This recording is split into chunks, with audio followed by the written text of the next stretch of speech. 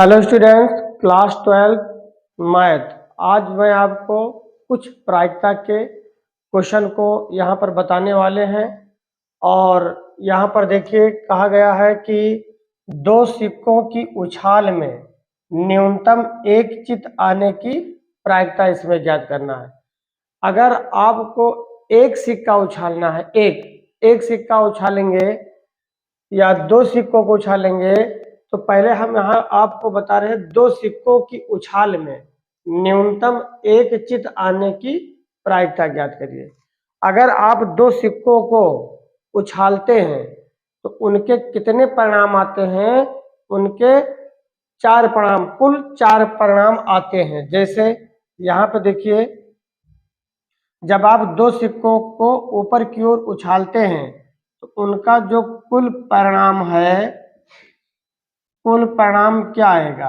कुल परिणाम आएगा या तो हेड हेड आएगा, या तो हेड टेल आएगा, या तो टेल हेड आएगा, या तो टेल टेल आएगा।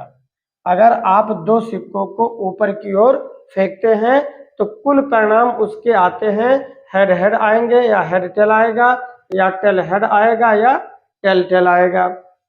तो इसमें कह रहा दो सिक्कों की उछाल में न्यूनतम एक चित, न्यूनतम कम से कम जिसमें एक चित हो, तो इसका जो अनुकूल परिणाम होगा, अनुकूल परिणाम, अनुकूल जो परिणाम होगा, इसमें कहा गया कि न्यूनतम एक चित आने की प्रायिकता। तो देखिए इसमें एक चित है, चित का मतलब होता है हेड, इसमें एक चित है, इसमें एक चित है, इसमें एक चित है, तो अनुकूल परिणाम इसके कितने आएंगे? एच एच आएगा, एच टी आएगा, टी एच आएगा। तो कुल परिणाम इसके आए हैं 3, 1 2 3। अनुकूल परिणाम आए हैं 1 2 3 और कुल परिणाम 1 2 3 4। और इसकी प्रायिकता अगर हम निकालेंगे कि इसकी प्रायिकता निकालो, प्रायिकता बराबर फार्मूला होता है अनुकूल परिणाम। अनुकूल परिणाम हमारे कितने? 1 2 3 और कुल परिणाम, फार्मूला तो कुल परिणाम 1 2 3 4। यही हमारा क्या हुआ? आंसर हुआ। अब अगला क्वेश्चन मान लीजिए आ जाए कि दो सिक्कों की उछाल में न्यूनतम काट दिया जाए, एक चित आने की प्रायिकता बताओ। तो कुल परिणाम तो यही होंगे, लेकिन उसमें एक चित पूछा जा रहा है जिसमें केवल एक चित हो। इसमें दो चित हैं, ये लिया नहीं जाएगा। तो क्या लिया जाएगा फिर? अनुकूल परिणाम, इसमें दोनों चित है तो उसको नहीं लिया जाएगा क्योंकि एक चित पूछ रहा है। तो इसमें एक चित है, इसमें एक चित है, तो अनुकूल परिणाम कितने आए? 2। तो यहाँ पे लिख देंगे 2 और कुल परिणाम आपके कितने हैं? 4। तो 2 एकम 2 दूनी 4, 1/2। इसका जो आंसर आएगा वह 1/2 आएगा। अगर इस क्वेश्चन में आपसे पूछ लिया जाए कि दो सिक्कों की उछाल में दोनों चित आने की प्रायिकता, दो सिक्कों की उछाल में दोनों चित आने की प्रायिकता बताओ, तो कुल परिणाम तो यही होंगे। और इसमें दोनों चित, तो इसमें दो चित कहाँ है? ना इसमें है, ना इसमें है, ना इसमें, इसमें दो चित हैं। तो इसमें दो चित हैं, तो यहाँ पर हम लिख देंगे एच एच। तो इनका जो अनुकूल परिणाम होगा वो 1 आएगा और कुल परिणाम जो इसके हैं वो कितना? 4। तो इसका आंसर आ जाएगा 1/4। अगर मान लीजिए कहा जाए कि एक सिक्का, अगर हम एक सिक्के को ऊपर की ओर उछालते हैं तो हेड आने की प्रायिकता बताओ या टेल आने की प्रायिकता बताओ। नेक्स्ट क्वेश्चन है, अगर कहा जाए कि एक सिक्के को ऊपर की ओर उछाला जाता है तो हेड आने की क्या निकालिए? प्रायिकता निकालिए। तो अगर आप एक सिक्के को ऊपर की ओर उछालते हैं तो कुल परिणाम कितने होंगे? कुल परिणाम इसके होंगे या तो हेड आएगा या तो टेल आएगा। जब आप एक सिक्के को ऊपर की ओर उछालेंगे या तो हेड आएगा या तो टेल आएगा। तो अगर आपसे क्वेश्चन पूछ लिया जाए कि हेड या चित आने की प्रायिकता बताओ। तो चित आने की प्रायिकता का जो अनुकूल जो इसका अनुकूल परिणाम जो होगा, अगर चित का पूछेंगे तो एक ही चित है, तो अनुकूल परिणाम कितना आएगा, एक। और इसकी जो प्रायिकता होगी अनुकूल परिणाम बटा कुल परिणाम, तो अनुकूल परिणाम एक है और कुल परिणाम एक एक दो है, तो चित आने की प्रायिकता 1/2 हो जाएगा और टेल आने की भी प्रायिकता 1/2 आ जाएगी। अब हम आपको अगला टाइप पढ़ा रहे हैं, देखिए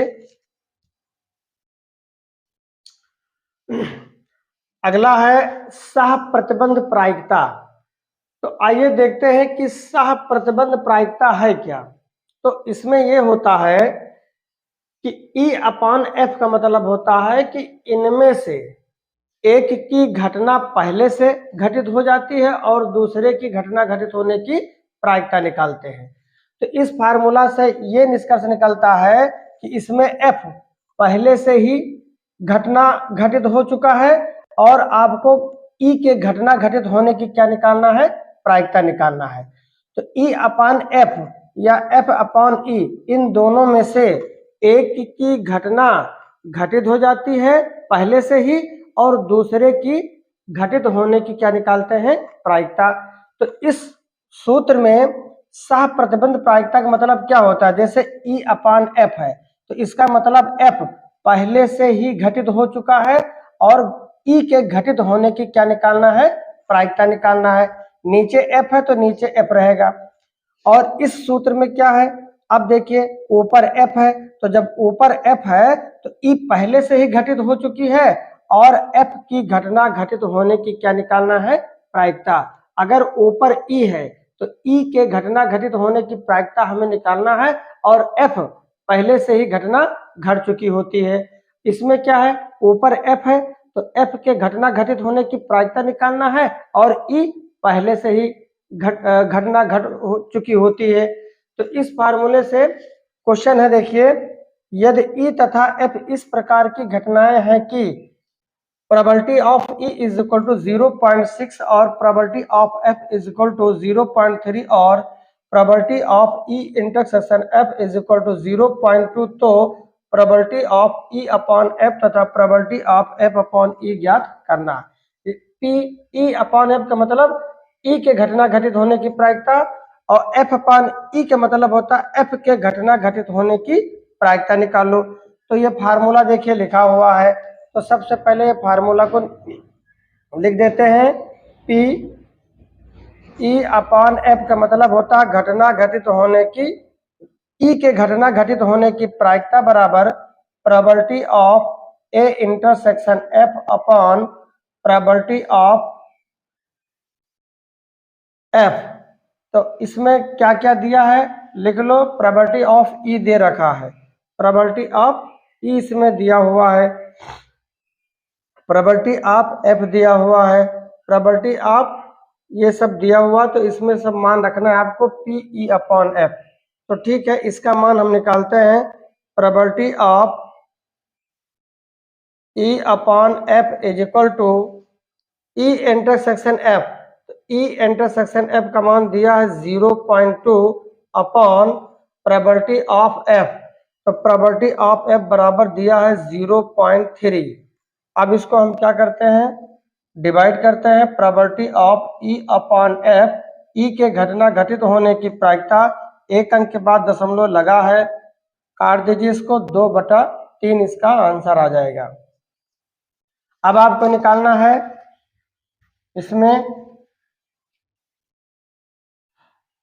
प्रोबेबिलिटी ऑफ, अब आपको इसमें निकालना है probability of E/F, F/E। F/E का मतलब होता है F के घटना घटित होने की प्रायिकता निकालना है। फार्मूला क्या है, probability of E intersection F upon probability of, जो नीचे है वही लिख दो, प्रोबेबिलिटी ऑफ E। तो यहाँ पर probability of E intersection F का मान दिया है 0.2, प्रोबेबिलिटी ऑफ E का मान दिया है 0.6। और इसको क्या करते हैं, सॉल्व कर लेते हैं। सॉल्व करने के बाद एक अंक के बाद दशमलव लगा, इसको काट दीजिए। 2/6, 2 एकम 2 तिहाई 6, अर्थात इसका आंसर आया 1/3। देखिए नेक्स्ट क्वेश्चन है, देखिए नेक्स्ट क्वेश्चन है, यदि ए तथा बी अपवर्जी घटनाएं हैं, अगर ए और बी अपवर्जी घटनाएं हैं तो फार्मूला होता है probability of A union B बराबर probability of A plus probability of B. अगर ए और बी स्वतंत्र घटनाएं हैं, ए और बी स्वतंत्र घटनाएं होती हैं तो probability of A intersection B बराबर probability of A into probability of B.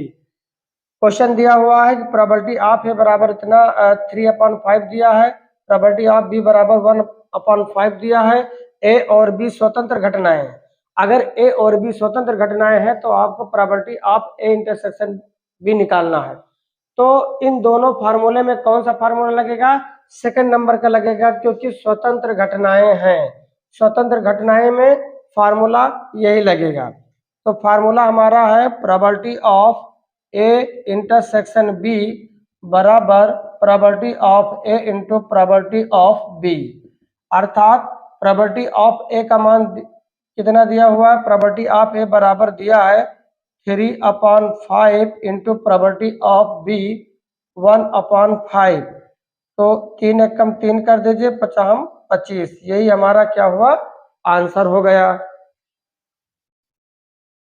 अगला क्वेश्चन है, 52 पत्तों की एक गड्डी में यादृच्छया बिना प्रतिस्थापित किए गए 2 पत्ते निकाले गए, दोनों पत्तों के काले रंग का होने की प्रायिकता ज्ञात कीजिए। तो यहाँ पर देखिए 52 पत्ता, कुल पत्तों की संख्या, कुल पत्तों की संख्या है 52, काले पत्तों की संख्या, काले पत्तों की संख्या कितनी होती है, 26 होती है। तो काले रंग निकालने की जो प्रायिकता होगी वो 26/52, 26 एकम 26 दूना 52, 1/2 हो जाएगा। एक पत्ता निकाल लीजिए, तो 52 पत्ते में से एक पत्ता अगर निकालेंगे तो एक पत्ता निकालने पर कुल गड्डी में पत्तों की संख्या कितनी होगी, 52 एक निकल जाएगा, 51 हो जाएगा। तो काले रंग के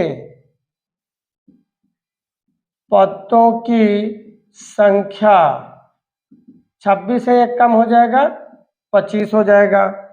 अब दूसरा वाला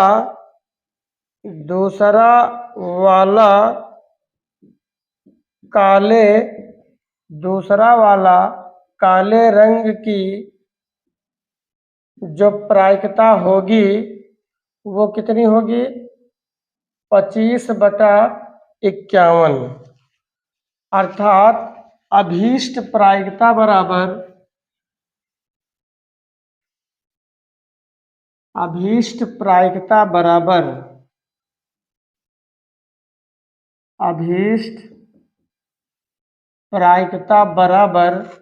पहले वाला आया था कितना, 1/2, और ये आया कितना, 25/51, 25 एकम 25, 51 दूना 102, यही हमारा क्या हुआ, आंसर 2 एकम 2 पंचे 10।